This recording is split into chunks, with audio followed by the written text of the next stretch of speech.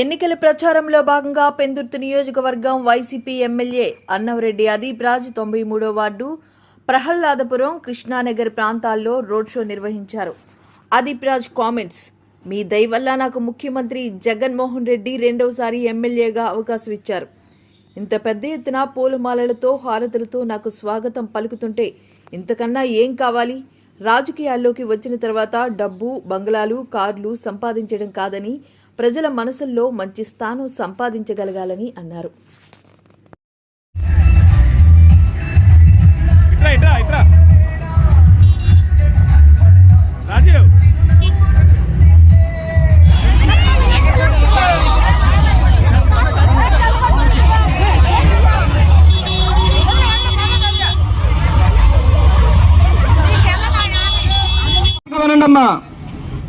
Pension ఇవ్వడానికి ఎంత హంగామా అసలు అంత బాగా అక్కడ ఇబ్బంది పడలేవు.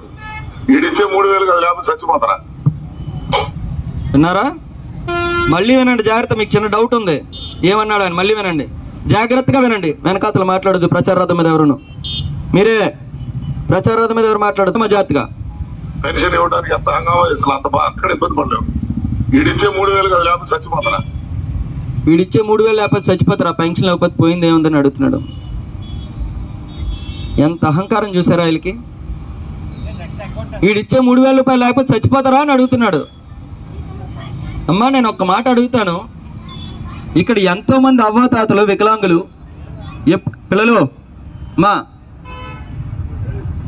ఎంతోమంది అవ్వాతాతలు, వికలాంగులు, వితంతువులు ఎప్పుడెప్పుడు 1వ తారీఖు వస్తుందా, ఎప్పుడు వాలంటీర్ మన ఇంటికి వచ్చి పెన్షన్ ఇస్తాడని చెప్పి ఎదురు చూసేటువంటి వాళ్ళు ఎంతమంది లేరమ్మా?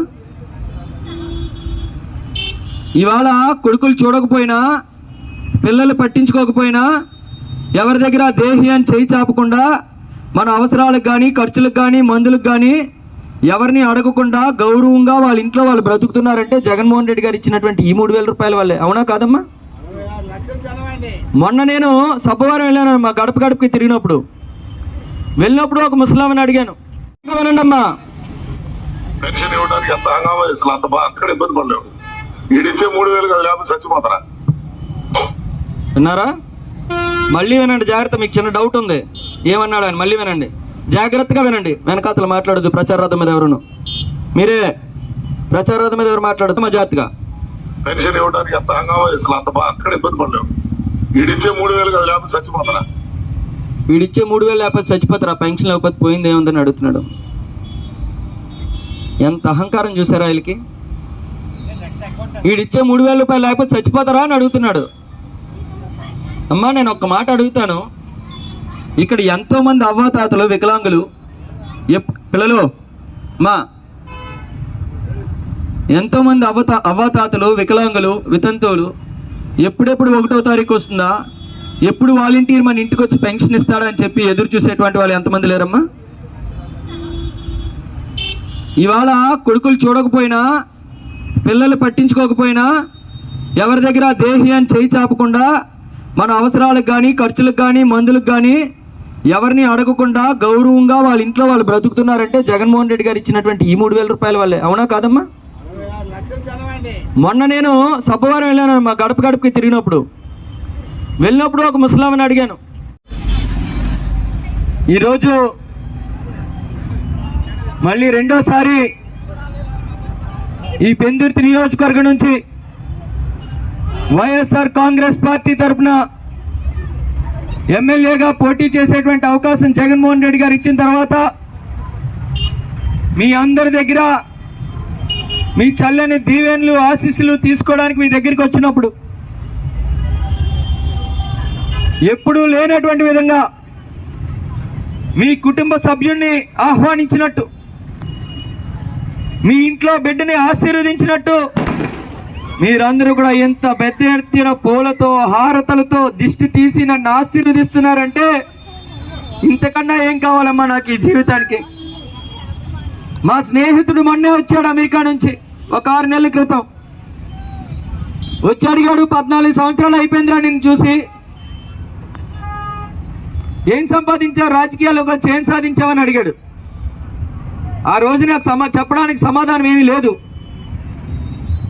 కానీ ఈ రోజు అనిపిస్తుంది ఈ రాజకీయాల్లోకి వచ్చిన తర్వాత డబ్బు, బంగ్లాలు, బిల్డింగ్లు, కార్లు కాదు.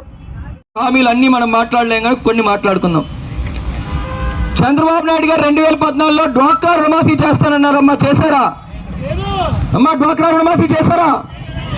లేదు. రైతు రుణమాఫీ చేస్తామన్నారు, చేశారా? ఇంటికి ఒక ఉద్యోగం ఇస్తామన్నారు, ఇచ్చారా? 2000 రూపాయలు నిరుద్యోగ వృత్తి ఇస్తానన్నారు, ఇచ్చారా? లేదు. సంవత్సరానికి 3 సిలిండర్లు ఉచితంగా ఇస్తానని చెప్పారు, ఒక్క సిలిండర్ కూడా ఇవ్వలే. ఆడబిడ్డ పడితే 30,000 రూపాయలు డిపాజిట్ చేస్తామన్నారు, ఒక్క 30 పైసలు కూడా డిపాజిట్ చేసిన పాపాన పోలేదు. కానీ ఇవాళ జగన్మోహన్ రెడ్డి గారు తీసుకోండి, 2019 ఆయన ఇచ్చిన హామీలు 5 సంవత్సరాలు నెరవేర్చినవి ఏంటి? అమ్మఒడి ఇస్తామన్నారు, అమ్మఒడి ఇస్తున్నారమ్మా? అమ్మఒడి వస్తుందా? డ్వాక్రా రుణమాఫీ వచ్చిందా? సున్నా వడ్డీ వచ్చిందా? చేయూత వస్తుందా? రేషన్ ఇంటి దగ్గర తెచ్చిస్తున్నారా? పెన్షన్లు ఇంటి దగ్గర తెచ్చిస్తున్నారా? మీ పిల్లలకి విద్యా దీవెన, వసతి దీవెన వస్తుందా? నాయనీ బ్రాహ్మణులకు సంవత్సరానికి 10,000, 5 సంవత్సరాలకి 50,000, రజకులకి సంవత్సరానికి 10,000, 5 సంవత్సరాలకి 50,000, టైలరింగ్ చేసుకుంటే సంవత్సరానికి 10,000, 5 సంవత్సరాలకి 50,000, ఆటో ఉంటే వాహన మిత్ర కింద సంవత్సరానికి 10,000, 5 సంవత్సరాలకి 50,000, విద్యా దీవెన, వసతి పోటీ చేస్తున్నాడు. ఈయన ఏమంటున్నాడు వినండి ఒకసారి జాగ్రత్తగా, నవ్వకండి దయచేసి, సీరియస్ మ్యాటర్. 4,000 పింఛను అన్నింటికే హుషారు అమ్మా. మళ్ళీ మన ప్రభుత్వం వచ్చాక అందరికీ కూడా ఇదిగో వీళ్ళకి 15,000, వీళ్ళు 15,000, వీళ్ళు 15,000, వీళ్ళు 15,000, నీకు 15,000, నీకు 15,000, మీకు 18,000, 18,000, 18,000 మళ్ళీ ఇస్తున్నాను చూడండి, రాసి పెట్టుకోండి. మళ్ళీ 15,000, 15,000, 15,000, 15,000, 15,000, 15,000, 15,000, మీకు 18,000, మీకు 18,000, మీకు 18,000, మీకు 18,000.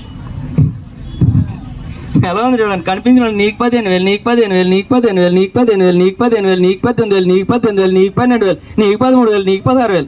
నోటికి వచ్చినట్టల్లా చెప్పాడు.